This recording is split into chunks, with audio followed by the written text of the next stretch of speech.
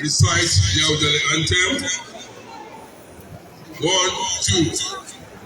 Kábíyèsí o, kábíyèsí o, aláyé ọba wa.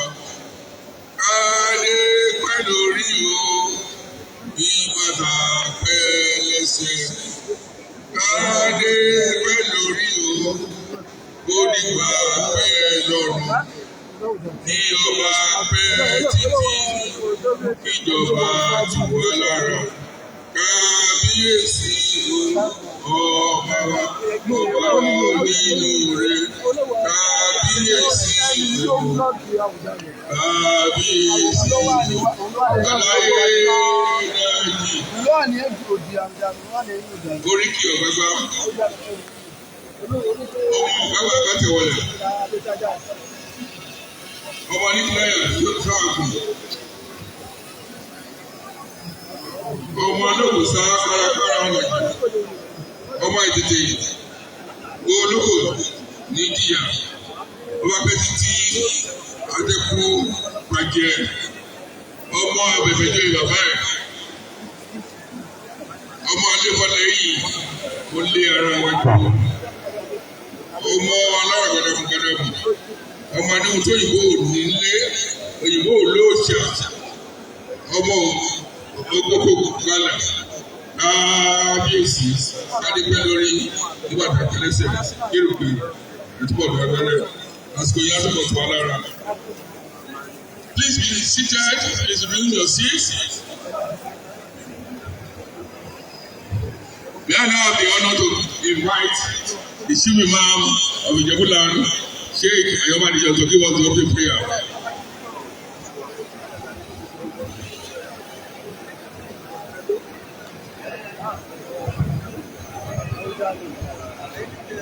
Sọ́dọ̀ ọlọ́lọ́bí ìgbà ní àdúgbò ní ọ̀dọ̀ Ọlọ́run. Àti ìkẹ́rìkì fún àdàbà Muhammad sallallahu alaihi wa sallam. Abẹ́lẹ́ ọ̀hún fún bàbá tí wọ́n fi lọ ìtọ́jú sówó iṣẹ́. Lọ́dọ̀ bàbá Abdulrazak ìṣọ̀lá àtàlọ́ òbí ìgbọ́dọ̀ kàkálọ́ọ̀bà àgẹ̀wọ́. Gbogbo fún Islam gbọ́dọ̀bà kàkálọ́ọ̀bà àgẹ̀wọ́. Wọ́rá òun wọlé yàgò wọ́jà náà yìí. Wọ́n abẹ́lẹ́ ọ̀hún bàbá kábíyèsí Àwùjalẹ̀. Adúgbò ní ọ̀dọ̀ Ọlọ́run bá fún wọn. Àdúrà tó ń bú àti pé iṣan ara omi ara ìlú ní àgbọ̀dọ̀ màláfíà sí. Ìjọba ṣe lọ́dọ̀ yìí, ọlọ́ba ṣe bánásì fún yóò bàbá. Ọlọ́ba dákun kò ti ṣe ní káàsì ní bánásì wọn. Bàbá wa bá fi ẹ̀mí wọn sílẹ̀ pẹ̀lú àlàáfíà tó ra ṣì léṣi ẹ̀mí wọn. Ọlọ́ba dákun àti ẹ̀mí wọn sílẹ̀ fún wa.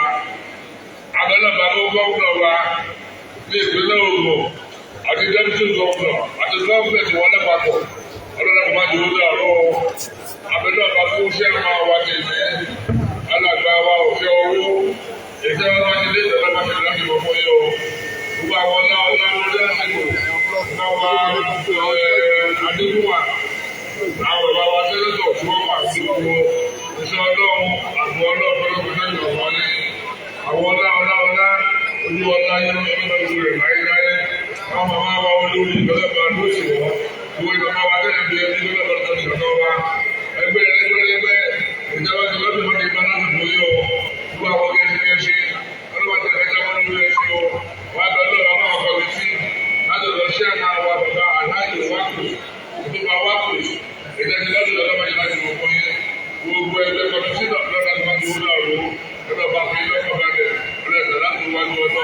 God bless Nigeria. God bless Ijebu Land. God bless Ijebu Land. God bless every one of us. God bless Latiamo Yasifu. Wasalamu ala al-mursalin. Walhamdulillahi rabbil alamin. Sallu ala nabiyil karim.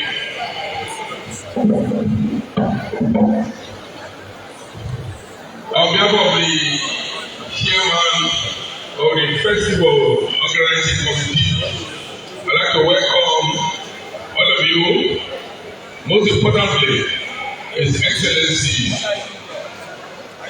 Praise Dr.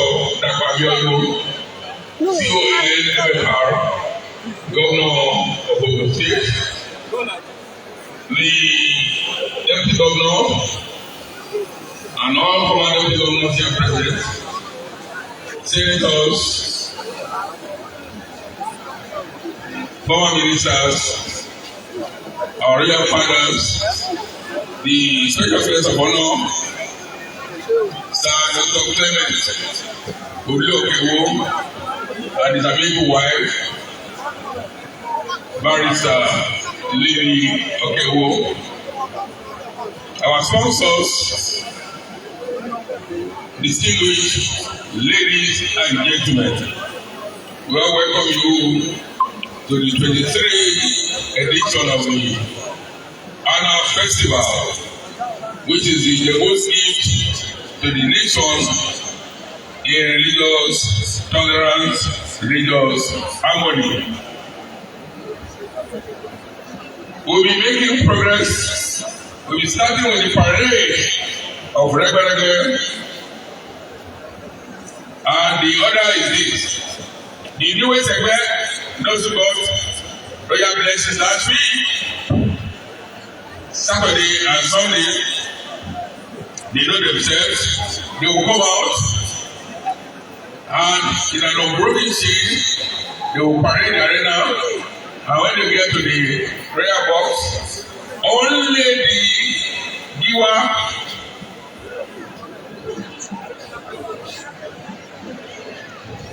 Ijebu Ode and where the other and the Ijebu, only these people can access the shares, the days.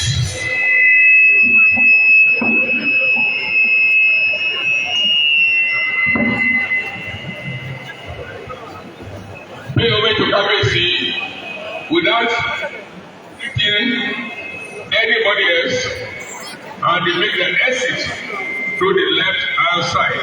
And each age grade, no matter how many you are, whether you are 2 or 3 or 4, just come together. Your Iwa, your Ijebu Ode, Babegbe, and Ijebu only. You will be penalized if you don't conform with the guideline. Please go beyond the designated area. Please. Muslim, please. Or is it the guy cover now?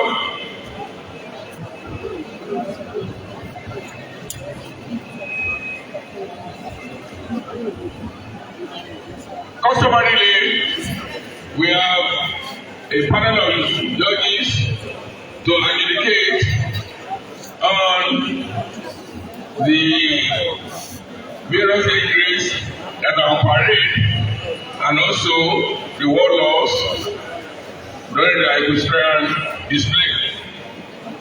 As approved by His Majesty Alayiluwa, we have Ijebu Ode Oshibogun,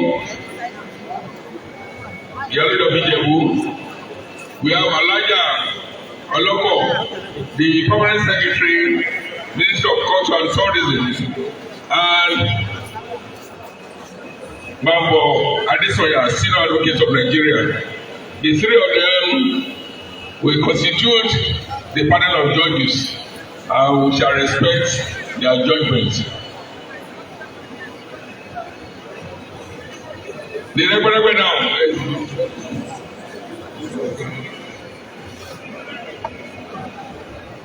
Can we have some music, please?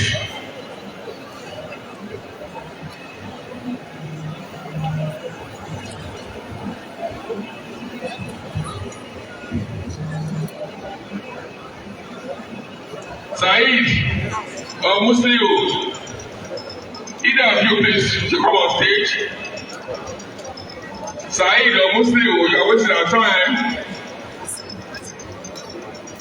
Said or Muslim.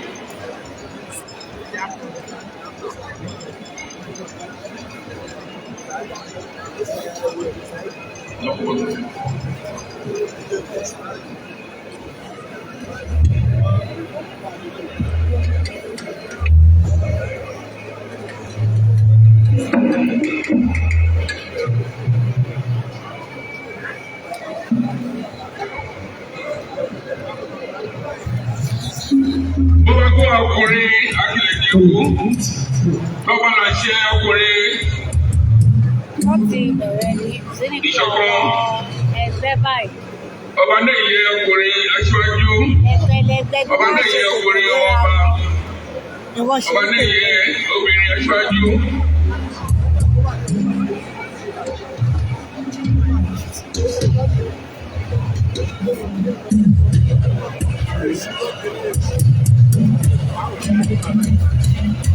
Please, the chain should be unbroken. The chain should be unbroken, please. Please come out quickly. Time is running out.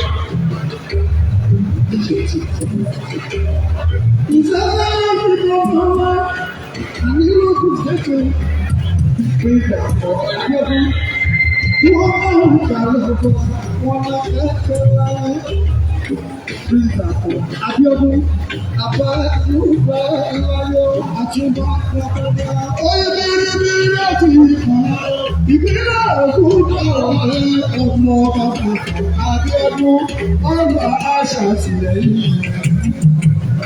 Àwọn lẹ́gbẹ́lẹ́gbẹ́ ti ń kó àwọn ìjọba yìí. Láti wá yóò jẹ́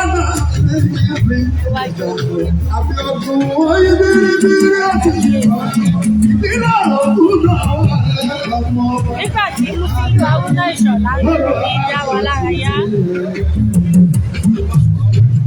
Ìkẹ́rù lápọ̀ nílẹ̀ Christopher Abiodun ìkẹ́rù lápọ̀ nílẹ̀ ọmọ Bàdàpọ̀ Abiodun ìkẹ́rù lápọ̀ nílẹ̀. Abiodun ti dẹ́pọ̀ ọba Olúwa àdúró tilẹ̀. Dàpọ̀ Abiodun ti dẹ́pọ̀ ọba Olúwa àdúró tilẹ̀. Wá ṣiṣẹ́ ìtọ́jú ìpínlẹ̀ Ògùn Abiodun dàpọ̀. Wá ṣiṣẹ́ ìtọ́jú ìpínlẹ̀ Ògùn Abiodun dàpọ̀. Dàpọ̀ Abiodun ti dẹ́pọ̀ ọba Olúwa àdúró tilẹ̀. Ọmọ Ìjẹ̀bú alárẹ̀ Abiodun ẹ̀dá mi ti dàpọ̀.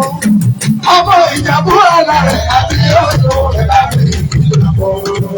Ìbẹ̀rù lẹ́mọ̀ ni wọ́n ti fi Abiodun dàpọ̀. Ìbẹ̀rù lẹ́mọ̀ ni wọ́n ti fi Abiodun dàpọ̀. Ọmọ Ìjẹ̀bú alárẹ̀ Abiodun ẹ̀dá mi ti dàpọ̀. Ọ̀pọ̀ Abiodun mẹ́fà tún àwọn òbí ikú ṣe sẹ́rù. Abiodun mẹ́fà tún àwọn òbí ikú ṣe sẹ́rù. Lápẹ́lú mo bá ṣe é gbọ́ Abiodun dàpọ̀. Bàbá olùkọ́ olùkọ́ ti ń lọ Abiodun dàpọ̀. Dàpọ̀ Abiodun mẹ́fà tún àwọn òbí ikú ṣe sẹ́rù. Ẹgbẹ́ bọ́ máa mú ọ̀pọ̀lọpọ̀ ọkùnrin ọ̀gbìn tó kọ́ wọn lé. Ọ̀rọ̀ àjẹ̀jẹ̀ ní sọ̀rọ̀. Ẹgbẹ́ bọ́ bá kú alọ́mọlọ́jà òun ẹ̀ má dé ẹ̀jẹ̀ ìdìbò ṣe. Ọba wa. Èrè ní bẹ́ẹ̀ àwọn kò ṣe. Ọba wa. Èrè ní bẹ́ẹ̀ àgbẹ̀yẹ ọkọ̀ ṣe.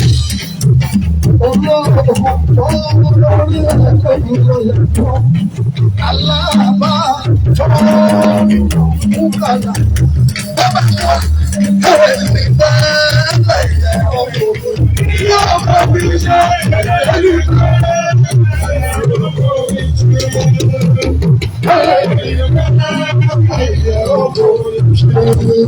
ọlọ́run tó rí ìyàtọ̀ lọ́wọ́.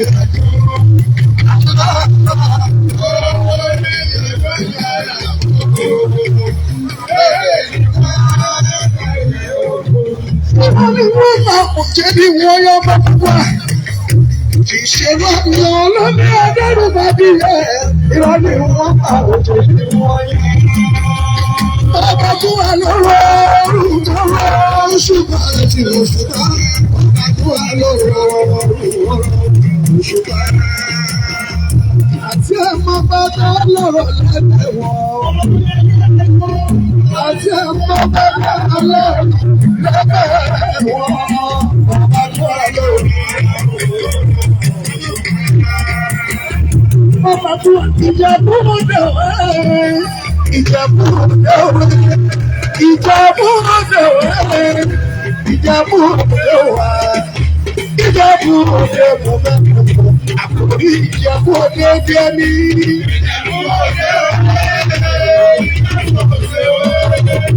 Ijebu Ode Ijebu Ode Ijebu Ode wa Ijebu Ode mo fẹ́ kọ́. Bàbá lẹ́sẹ̀ fún mi. Ìjọba Ìjẹ̀bú Òde Ìjẹ̀bú Òde Ìjẹ̀bú Òde Ìjẹ̀bú Òde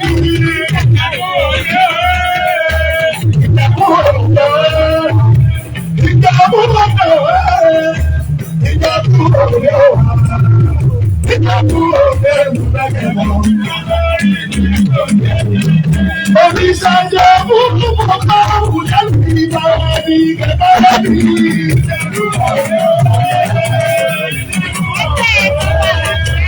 Ìjẹ̀bú Òde Ìjẹ̀bú Òde Ìjẹ̀bú Òde Ìjẹ̀bú Òde àbúrò ìṣẹ̀lẹ̀ rú.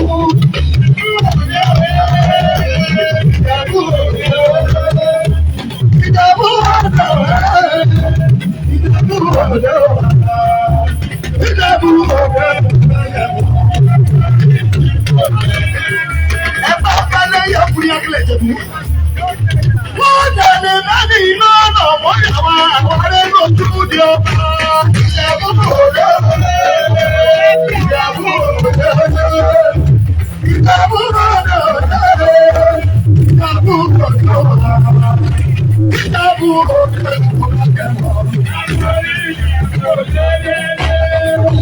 Ẹgbẹ́ ọba ẹ̀yẹ, ọ̀ṣẹ́ ní ṣì máa lọ́wọ́ náà ṣì máa lọ́wọ́ ọ̀ṣẹ́ ní ṣì máa lọ́wọ́ ọ̀ṣẹ́.